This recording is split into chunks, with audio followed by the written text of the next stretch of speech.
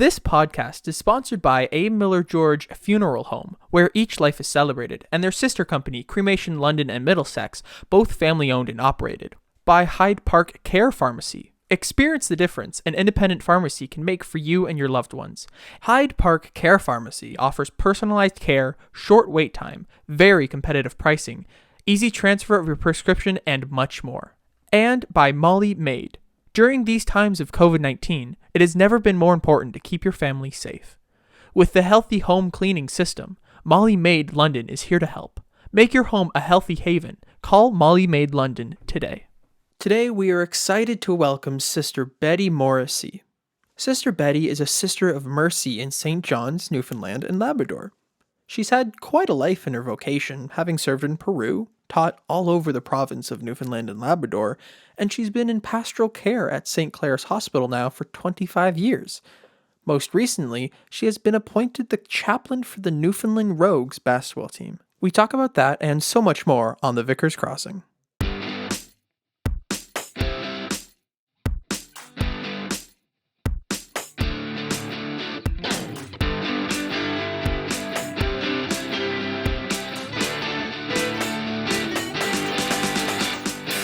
Good morning, good afternoon, good evening, whenever and wherever you may be. Welcome to the Vicar's Crossing podcast. The Vicar's Crossing is a virtual space where faith intersects with the public square. My name is Rob Henderson, and I serve as the priest and rector of Holy Trinity St. Stephen's Anglican Church in London. He does that well, serve as the priest there. He's very good at it. I aspire to be like him, and as I serve as the priest at St. Aidan's Church in Northwest London. My name is Ian. I am the person who sends this out into your ears, a producer and content creator, and I hope you're having a wonderful day wherever you may be. Be honest, Ian, when you grow up, you want to be just like us. Yeah. Absolutely. Yeah, without a doubt. No. Kevin, when this is over, he'll be running as fast as he can. Yeah, this is the last episode I'm faint on. Memory. I have to go. Sorry, I gotta go. Yeah. Well, we're glad you're with us today, everybody. Thanks for being here. It's our 7th season, and here in the Vicar's Crossing today, we have a wonderful episode. We're excited to welcome Sister Betty Morrissey today. Sister Betty is going to be in the house, and she is a Sister of Mercy in St. John's, Newfoundland and Labrador, and she's had quite a life and quite a vocation, and we're going to talk about that, having served in Peru for a time and taught all over the province. She's done pastoral care work at St. Clair's Hospital now for a little over a quarter of a century, and most recently, and I can't wait to hear about this, she is the newest chaplain of the Newfoundland Rogues basketball team. Yeah. Not expected. No. It's not what you expect. No. So we'll ask her about that and how she ended up in the middle of 15 7-foot men from God knows where, all over America. So that'll be good. So we'll look forward to talking to Sister Betty in a minute. I think you're gonna love her. She's a good slice of Newfoundland. I think we're in for a nice little slice of Newfoundland today. Okay. I get my Newfoundland dictionary out. I can taste the salt water. You can taste the salt water. Well, you're gonna get your dictionary out. You might need to learn a few new words for this one, fellas. Okay. All right. In the meantime, we want to acknowledge that the lands upon which we record this podcast are the traditional lands of the Anishinaabe, Haudenosaunee, Lenapehoik, and Attawandaron peoples on the London, connected with the London Township and Sombre treaties. And the Dish with One Spoon Covenant Wampum. These lands continue to be home to diverse Indigenous peoples whom we recognize as contemporary stewards of our land, and people with whom we wish to work towards reconciliation and wholeness for all of our humanity. Absolutely. Thank you. I want to say thanks and hello to our sponsors here on the Vicar's Crossing. First to Dave and our good friends at A. Miller George Funeral Home, where each life is celebrated, and their sister company, Cremation London Middlesex, both family owned and operated.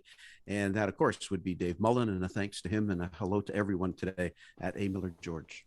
Hello, David, and hello, folks at A. Miller George. I want to give a shout out to Carol Posada, Hyde Park Care Pharmacy, locally owned, locally operated, locally loved. Get yourself over and see Carol and buy local. And last but certainly not least, to Molly Maid. Make your home a healthy haven. Call Molly Maid London today. Many thank you to Trisha Lister over there for helping us out with our 6th season of the Vicar's Crossing. All right. And our season plugs along. Sister Betty here in just a minute, and more guests to chat with over the course of the next few weeks. And it's time for our favorite segment here on the Vicar's Crossing. We like to call it, Hey, Kevin, who did you book this week? Oh, well, am I ever glad you asked. Who did I book this week? I booked Brian McLaren again this week. So we're going to have, Brian's got a new book coming out, which we received copies of this week, Rob. You're going to be excited. There's another new book. Here it is. I'll just grab it quickly. It's called Do I Stay Christian? A Guide for the Doubters, the Disappointed, and the Disillusioned. And it says right on here, look, advanced reader copy. Ooh. Okay. Am I an advanced reader? You are. You're an advanced reader. Pictures in it, right? They should have sent me a slow reader copy, but anyway. But this book's coming out very soon, and this is going to be a book launch special that we're going to have on the day of the book launch in April. Pardon me. On April the 19th, the book is being launched, and so Brian is coming on to talk about this book, and it'll come out on the day of the book. So look forward to that. Perfect. All right, that'll be fun, and we're looking forward to chatting with Sister Betty, and I think she's here, so we're going to bring her in and have a little talk today on the Vicar's Crossing podcast. Come on in, Sister Betty. We got the kettle on. And Sister Betty is here, part of the Vicar's Crossing podcast, and we are so happy to have her with us. Sister Betty, thank you so much for being with us today and being part of our little get-together. How are you making out there in St. John's? Oh, very well today. It wasn't as good here yesterday. We had a snowstorm. Oh, did you? Ooh. Yeah. Did you get a lot of it? Nearly all gone today. Okay. Yeah, you getting rain today, are you? We are getting rain today. Only in Newfoundland. I understand, talking to my brother out there, that on Sunday it was like 8 degrees and everybody was out walking. It was beautiful. And then by Tuesday there was a blizzard. Yeah. Gale force winds. And today it's 4 degrees and it's going up for the weekend. Rain and cats and dogs. Only in Newfoundland can it do that. Really. That's right. This is the place to live. Well, we're going to get walloped with the snow tonight, aren't we, Rob? Aren't we supposed to get some tonight? We're supposed to be getting a heavy dose of it tonight after rain all day. I have it. Awesome. Yeah. Well, listen, we're really glad that you could make time for us and give us that extra half an hour, because while we record this here now, folks, when you're listening to it, we're doing this in an afternoon at 3:00. We know that that's 4:30 Newfoundland time. You get that extra half an hour out there, because us Newfoundlanders, I like to still say us Newfoundlanders because I come from there, we like to get things done a half an hour before the rest of you. So that's a good thing. We're glad you're with us. Let's start with having you share a little bit with our listeners, Sister Betty, about the Sisters of Mercy. The Sisters are an international community of Roman Catholic women who dedicate their lives to the gospel of Jesus and take vows of poverty, chastity, and obedience. But particular to the Sisters of Mercy, though, is also a vow of service. And it's inspired by the life of Jesus and your founder, of course, Catherine McAuley, envisioning a just world for all people. I wonder if you could share a little bit about the Sisters of Mercy and what it means for you to be a part of that order. Well, as you probably don't know, Catherine McAuley began, our foundation began in Ireland, which is very meaningful to us because Newfoundlanders and Irish are very much alike. Yes, indeed. Yes. So she was left a large sum of money, and she built a house for the poor. Poor women, actually began with women. Yeah. And I don't think there were ever any men in stayed there, probably now, in the latter years. Right. But however, she looked after the poor women and poor families. Okay. Wow. And that's what really we're about. Yeah. And all my 62 years of religious life 62 years. You must have entered the order when you were like 5. I was only 6 years old. My 62 years of religious life have been fantastic. I bet. We're an international community because we have sisters living in Peru. Yes. Yeah. In 1961, we went there. And I also served in Peru for 5 years. Yeah. And when I came home, I guess, for a break to be educated more, and fell into the school system. Yeah. Never went back. However, my heart is still there. I Yeah. hope to go back one of those years before I reach 100. Yeah, that'd be great. Serve more. But I often say I went down there and I really grew up down there. Yes. Yeah. How old were you when you went down there, sister? I was 22 when I went down. Wow. So you go through some growth down there. I did go through a lot of growth. I sometimes I use the expression in speaking with people that I went as a child and came home as a woman. Yeah. Yeah. There was so much educating down there. And I mean, you weren't down there, you were in the mission. Right. Right. Yeah. You were in the mission. You weren't hiding behind 4 walls. No.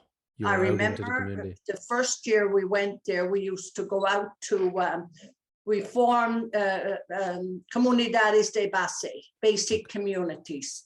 We go to a house for 8 weeks. Then at the end of 8 weeks, the priest would have the liturgy in one of those houses on the street.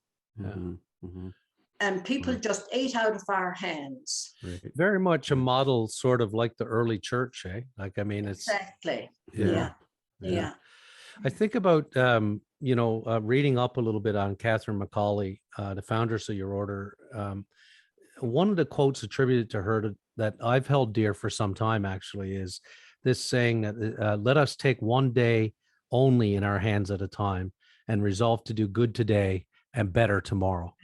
And this seems like very sound advice to me, Sister Betty. We all have a propensity to think too far ahead, to worry too much about things too far down the road, and things that are out of our control, quite frankly. But the notion of taking in our hands only what we can manage today, and then look to be better tomorrow, is really, and I think in light of what we see going on around us today and the divisiveness in our communities and so on, I just think that this is advice that it's a salve for the world. Can you say more about the way of Venerable Catherine McCauley and the work of being attentive to the good work we can do in the world in this particular time and in this particular moment? I mean, as you say, you've been in religious life now for 62 years. So you've seen lots, and you've been to Peru, and you've been all over Newfoundland. You've seen lots in your day. And people are given to despair when they see, for instance, the things that are going on in Ottawa right now, or down at the Windsor border last week, and so on. Someone like you, you've always worked about being better tomorrow and always trying to bring about that sense of hope.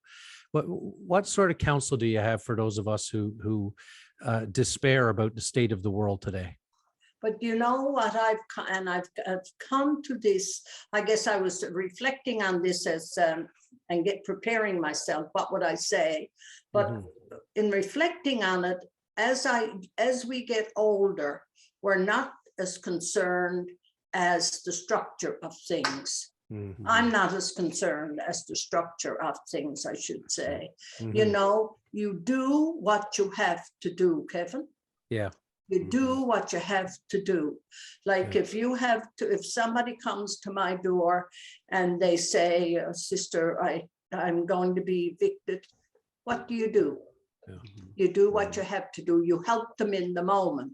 However, you don't enable them. You say to them, you help them today. Now, let me know how you're doing. You encourage them to do better, And for myself, I think for us as Sisters of Mercy, our prayer life, like every morning we pray together. Every evening we pray together. Now, I'm not holier than thou by any means. Well, you in terms of us three, this three thou, you might be holier than thou in this case. I'm not. I wouldn't, but it's the wisdom that you gain as you grow older. And even as young, I remember when I went to Peru when I was young then. I remember then, like helping people. Like not doing for them. And Catherine didn't do for our founders. She didn't do for people. She enabled them to do better for themselves. Right. Yeah. Yeah. Wonderful. That Peru must have been a wonderful experience for you, as you've just said. And I know there were many people that you helped and were able to support through your ministry there. But I'm wondering, Sister Betty, can you reflect a bit for us on how that experience shaped you and your faith journey? I mean, certainly it becomes stronger oftentimes in our faith when we're able to be on the ground doing that type of ministry, but it's also a challenge as well. And it can have us question things. So how did that shape your faith and your faith journey and your time there? Well, I guess it helped shape me. Like the people in Peru were very outgoing about their religion. Mhm. And you know, everybody is a Christian. So nobody hid. Like Christmas time, at Easter time, the best time to go to Peru and these places is during Holy Week. They reenacted the whole scenario. Right. They walked through the streets. Right. And guess what? We walked with them. Yeah, I bet. Mhm. And Yeah, we participate in what they wanted us to do. And I think that's what we're missing today. Right. Sometimes it's hard for us, I think, sometimes in the West, and those of us that have so much in so many different ways, to really understand how people can hold such a faith even in the midst of their challenge and the suffering, right? But see, they don't see that as exactly. We see it more because we're so oriented to things. Yes. Right. You know, like when I went into a person's house in Peru, and you sat down, and here around you are all the chickens and the ducks and whatever the donkey came into, you didn't notice it. No. Mm-hmm. That's the truth. I didn't notice it. I remember one time one of our sisters came down, and she was new. She was coming to the mission, and her biggest awareness was, I took her into a house and in comes a donkey. We were so used to the donkeys and the chickens. Yeah. You go where people are. Yeah. And you know what? That's what brought me to the Rogues. Yes. Oh, really? Okay.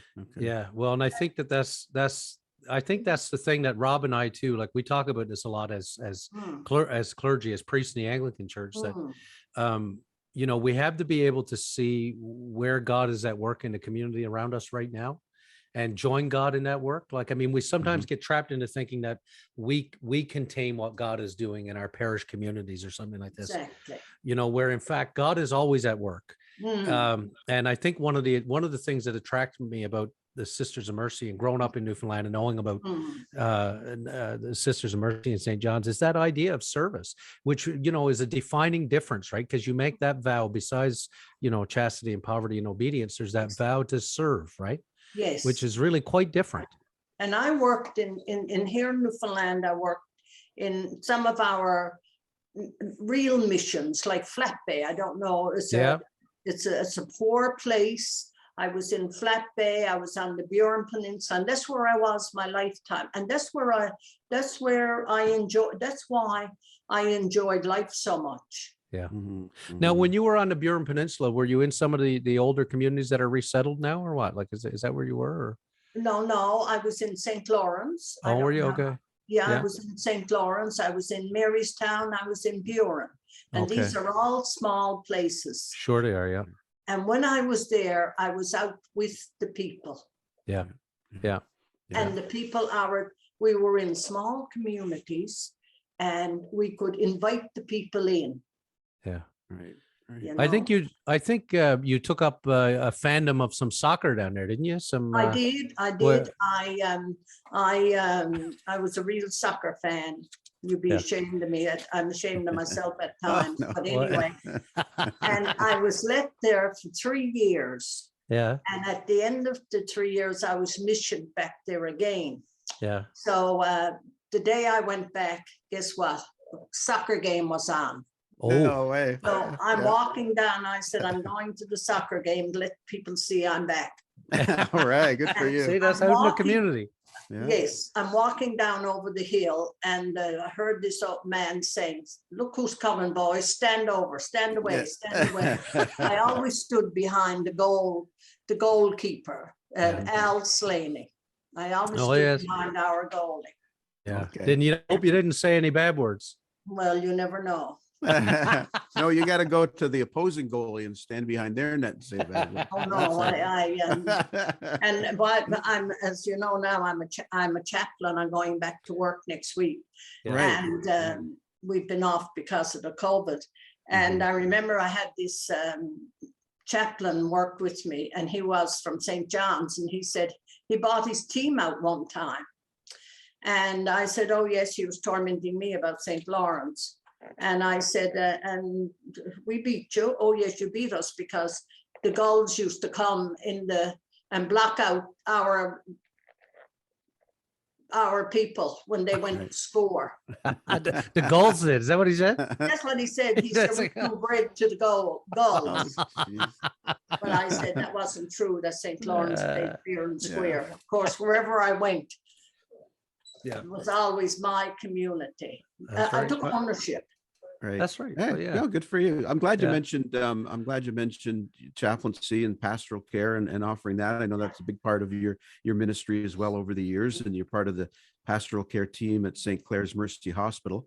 And Kevin and I, as priests in our area, do where we can pastoral care and to our parishioners and in the hospital whenever we can. And we do find it, we've said this before to each other, it's the most rewarding part of the work. Oftentimes the work of a parish priest can get caught up in administration and all that lovely stuff we love to do every day, but being with people and offering pastoral care is really where our heart is. And I was wondering, Sister Betty, if you could maybe share with us some challenging moments that you remember from pastoral care in the hospital, and maybe a life-giving moment, maybe something that stood out for you, because it is such an amazing part of ministry, isn't it? Well, it is. And I think I remember one night, when I was being trained, I went to St. Mike's, and I went to the residency program there. And I remember we were only allowed to go, but I guess, I don't know what my reputation is, but I always go where I'm not supposed to go sometimes. Well, you're among friends here. Anyway, I remember this woman was giving birth, and they were looking for a Salvation Army, and they couldn't find anybody. And of course, I said, "Well, I'm on call. I'm going." I got my tambourine. I'll be there in 5 minutes. Yes. And so she said, so next morning I went there, and the lady delivered the baby, but the baby was delivered dead. Oh. Beautiful baby. Oh. Well, now, believe it or not, I'm a sook. Yeah. I would never say it. Now I'm going to interrupt you for a second to explain to these two fellows what a sook is. Well, a sook is that you cry at the, like if something touches you, you really cry out about it. Yeah, you guys might say sulky, but we call it sooky in Newfoundland. We call it sooky in Newfoundland. Yes. Yeah.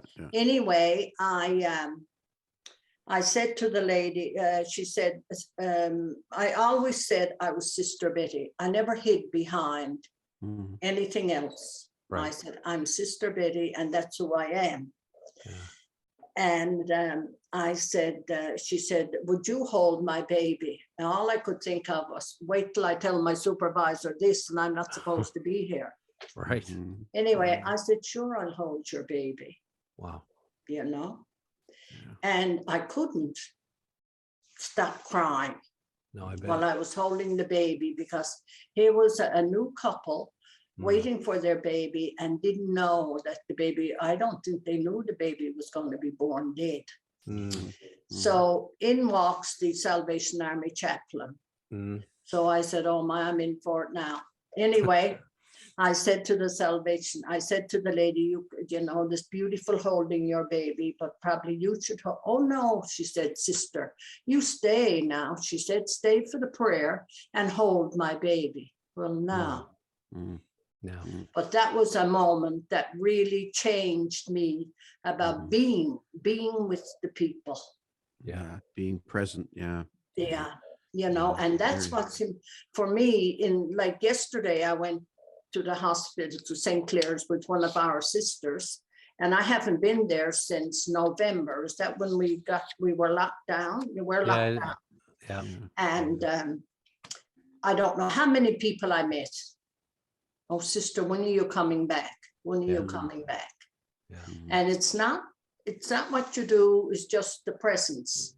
Right. Yeah. Oftentimes we get stuck in thinking that we got to say the right thing or, Yes.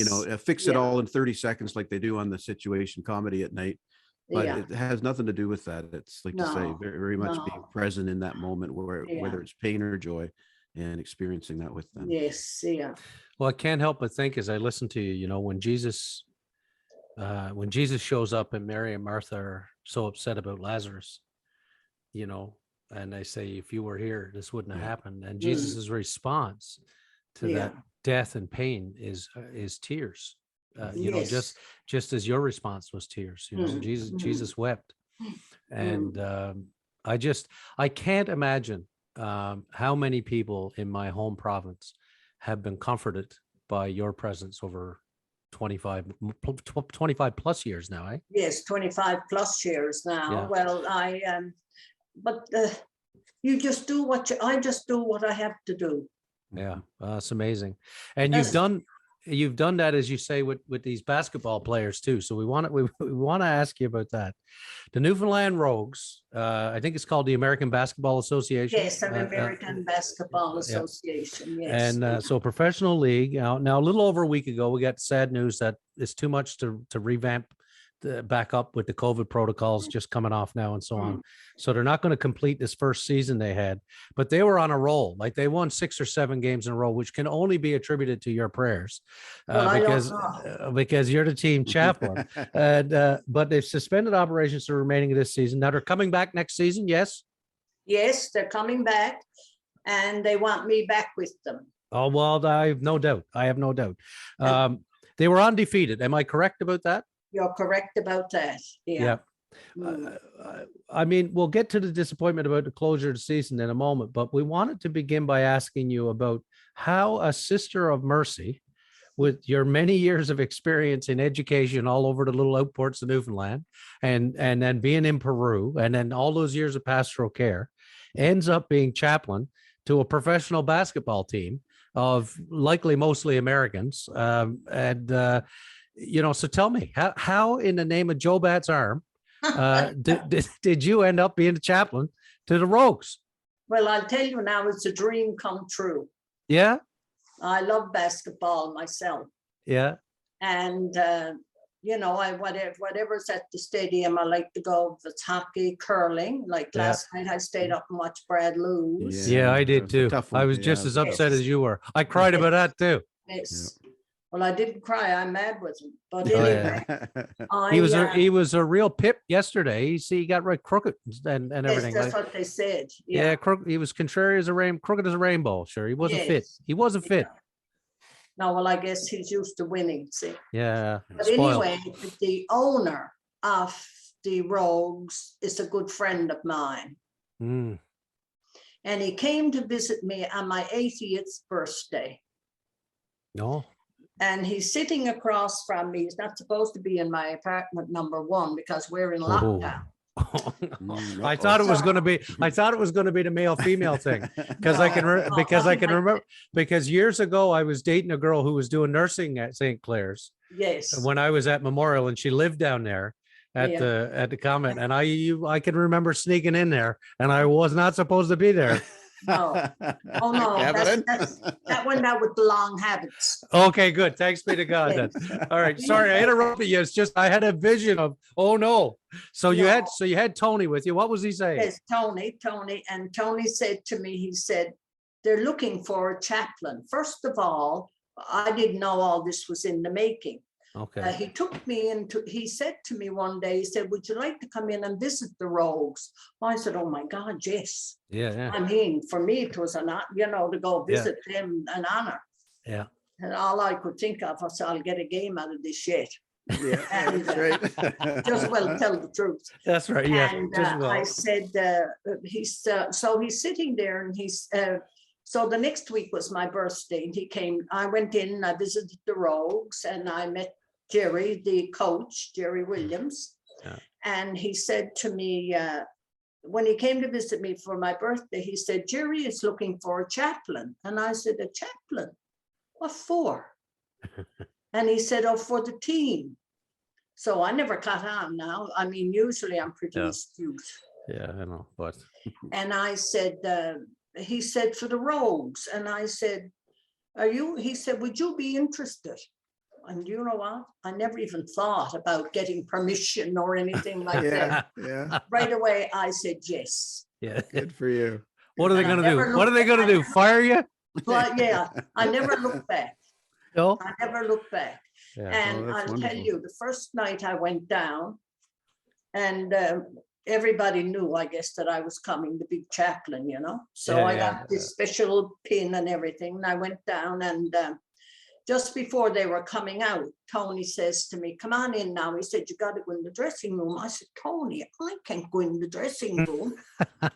And he said, oh, yes, he said. And then I said, well, sure, he's with me. So down we went, and I said a prayer. Yeah.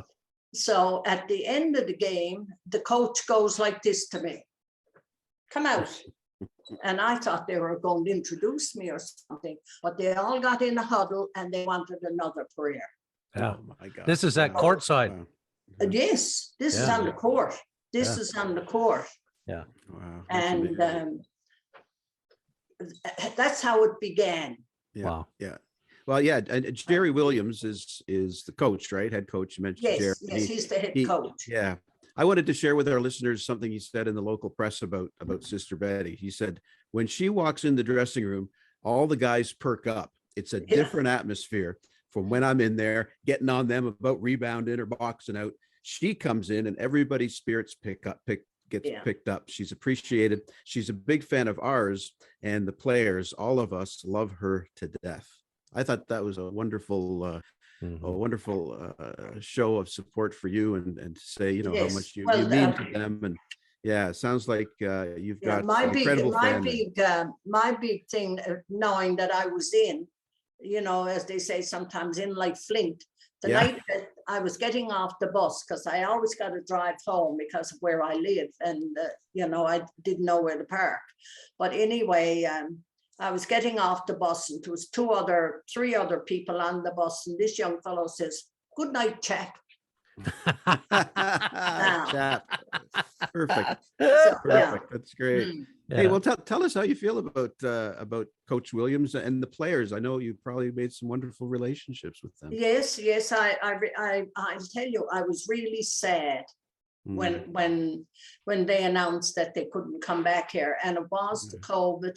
They couldn't get their visas and things like that. That's what happened. Yeah. But I was really sad because I was starting to fit in with them, you know, and they were starting to say different things to me. You know, I'd be waiting for the bus. What do you do now, sister? And they all called me sister. Yeah. Yeah. You know, very respectful, you know, and sometimes when they were on the court, of course, my mouth was going, and I'd say to them, now, calm down, calm down. Yeah. And when I'd go in the dressing room, they'd laugh that I said that, you know?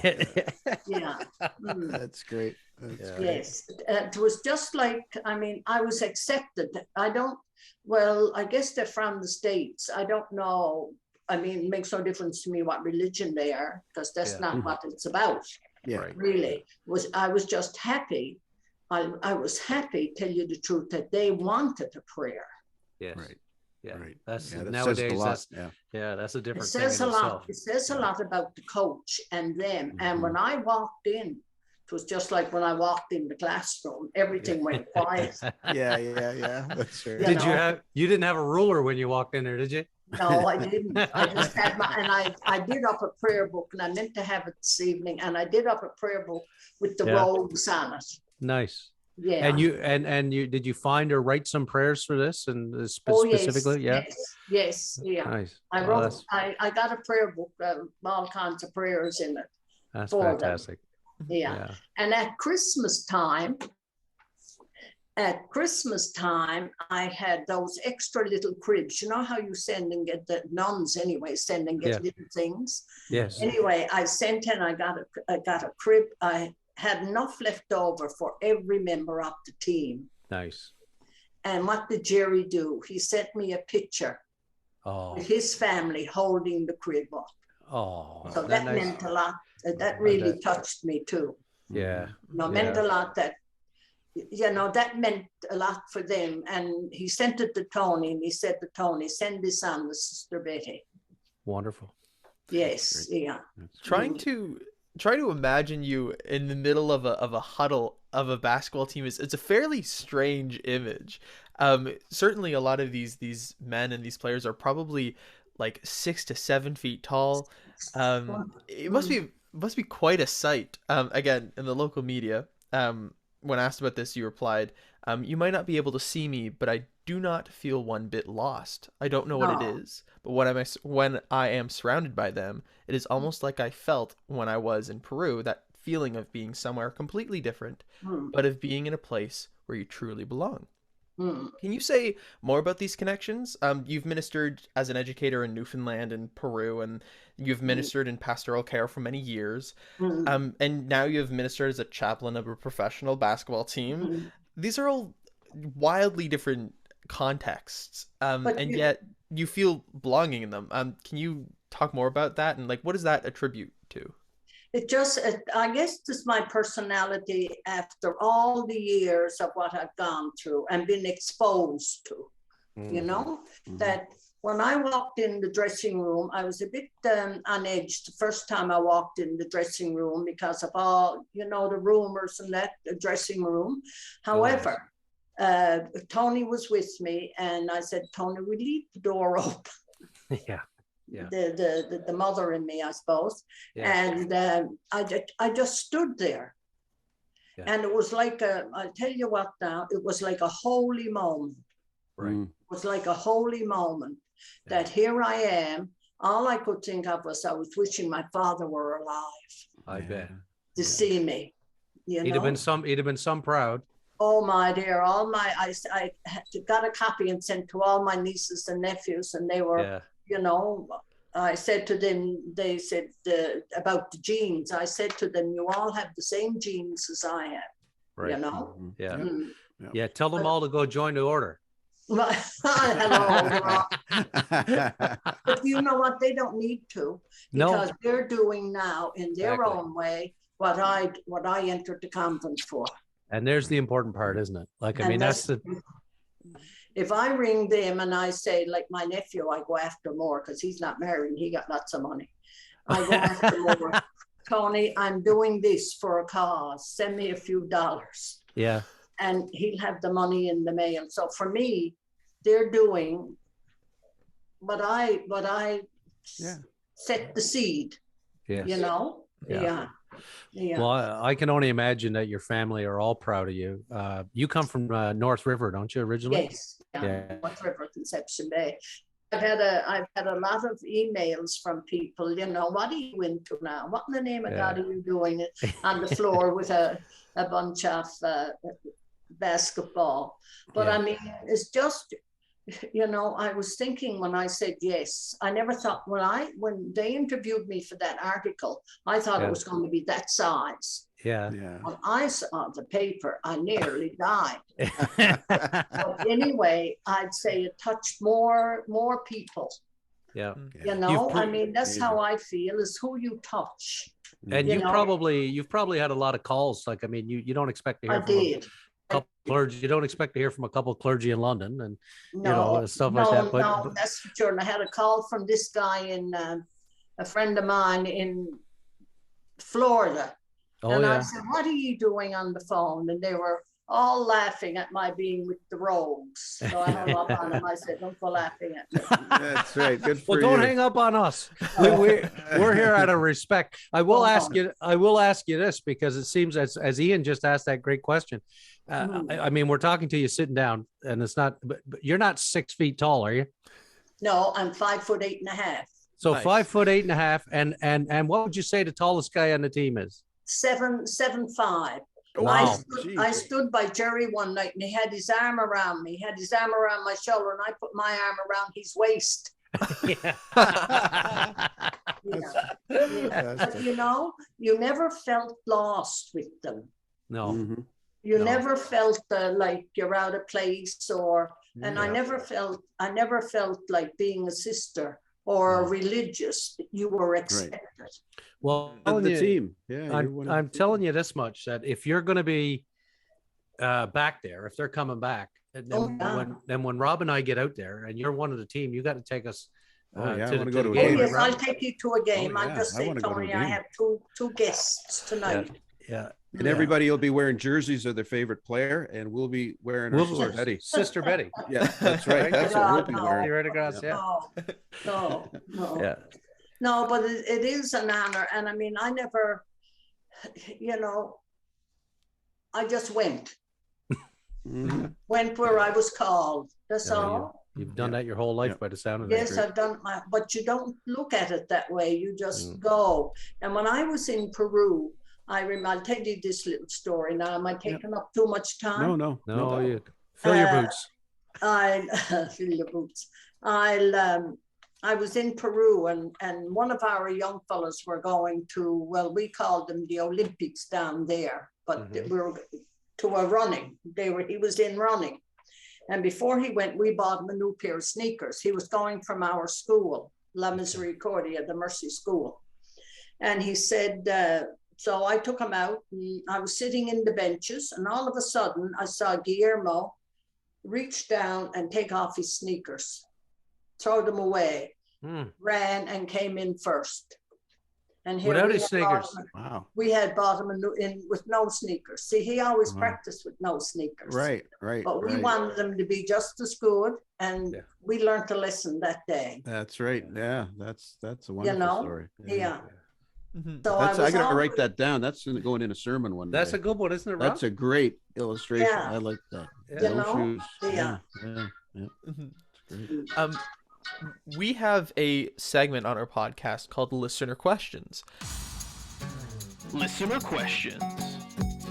So is it time for that, Ian? It's absolute time for. I would hope that it's time for that. All right. And convincingly, I'll go with it. Okay.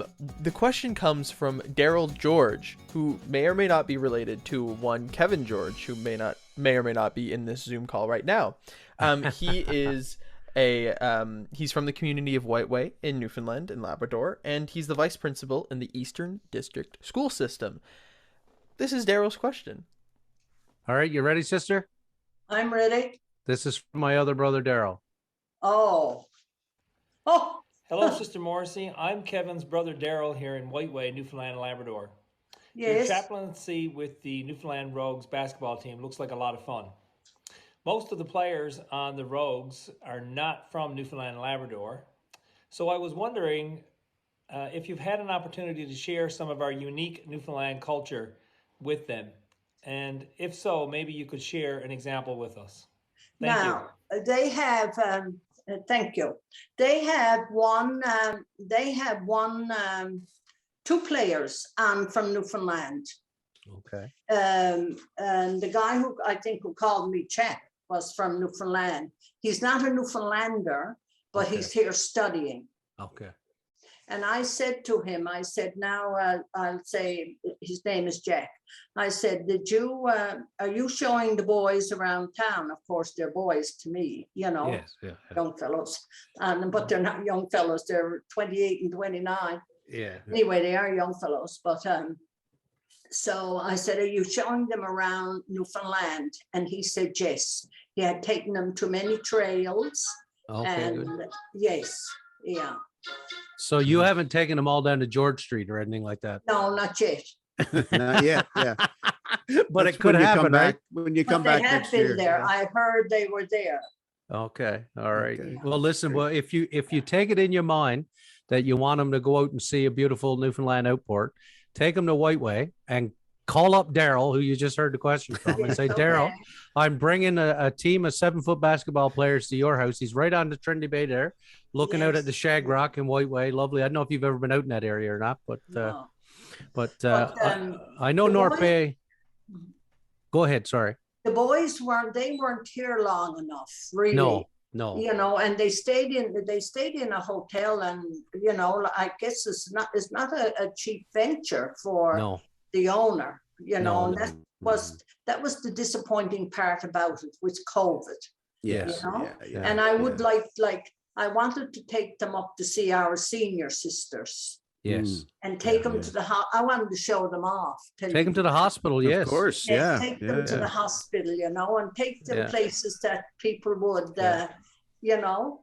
I'd be excited to see them. Yeah. Yes. Well, I'll tell you when they come back next year, I'll tell you where they will be well received. There's my nephew and niece owned a dildo brewing company, a museum in Dildo Trinity Bay there. You probably heard about that. But anyway, they got a lovely spot there right on the water. So when they come back, you be in touch with me and we'll set up the team. They can have a little excursion out there. Yes. I don't know if they got out there. I don't know if they got out there or not. They have a beautiful bus also. Yeah. On the road. Well, they can have a time out there. We'll hook it up for them to get it on the water and everything. I'll up on that now when they come back. Yeah. You let me know. That'd be great. Yes. Hey, Sister Betty, we can't thank you enough for spending some time with us and bringing a little light into our day today. You've been absolutely wonderful and a joy, and it's a blessing to meet you. And we look forward to hopefully maybe meeting in person one day and chatting more. But thanks for being here in the Vicar's Crossing. Thanks. Bless you, and thank you for being with us. Thank you so and much. Bless you all in your ministries. And my closing words would be: you spread God where you can. Well, that was a treat. I was so happy to see Sister Betty today. She's absolutely delightful, and what a great find. I'm glad you were able to connect with her and get her on the podcast. I gotta say, she lifted my day. I was feeling a bit gray coming into today just because of all the negativity that we have around us and everything that's going on. And just spending 45 minutes with Sister Betty, who's been into everything in her lifetime and is full of such hope and joy and faith, and you know, the reminder to pray day and night, you know, and to just just do the bit of good that you can do today, you know, like just I'm going away from this better than I arrived, I gotta say. Thanks be to God for Sister Betty. What a great blast. And you could see how she would affect that team of players walking into the locker room, right? As we were talking about, how nervous maybe are you before a game, or upset about a loss the day before? They got things going on in their life, and like they said, Sister Betty walks in, and it's like, guys, today's a good day. That's right. Let's go. She's wonderful. Little wonder they were 7-0. Yeah, no kidding. No kidding. Hey, thanks to our sponsors today in the Vicar's Crossing, to A. Miller George Funeral Home, where each life is celebrated, and their sister company, Cremation London and Middlesex. Our thanks to Hyde Park Care Pharmacy and Carol and her support, locally owned, locally operated, locally loved, and to Molly Maid and Tricia and all those involved with Molly Maid. Thank you for your help in the podcast. Remember to make your home a healthy haven. Call Molly Maid London today. Guys, that was great. I'm heading out, and you are too, to have a good day. Thanks to Sister Betty. And we look forward to seeing everybody again next time. I'm Rob Henderson from Holy Trinity St. Stephen's. Kevin George from St. Aidan's Church. My name is Ian. Thank you for listening. Kevin, remember to always look both ways before you cross the street. Those basketball players are tall, and if one of them runs down the road, you're done for. Squish you. Thank you for listening. Our hosts are Kevin George and Rob Henderson. Our producer and composer is myself, Ian, with original artwork done by Elizabeth Dodman. If you have any questions or want to know where to find us, tweet us at Vicar's Crossing or find us on Facebook at The Vicar's Crossing. If you have any other questions about anything heard on this podcast, leave us a comment or look in the description to find out more. Thanks!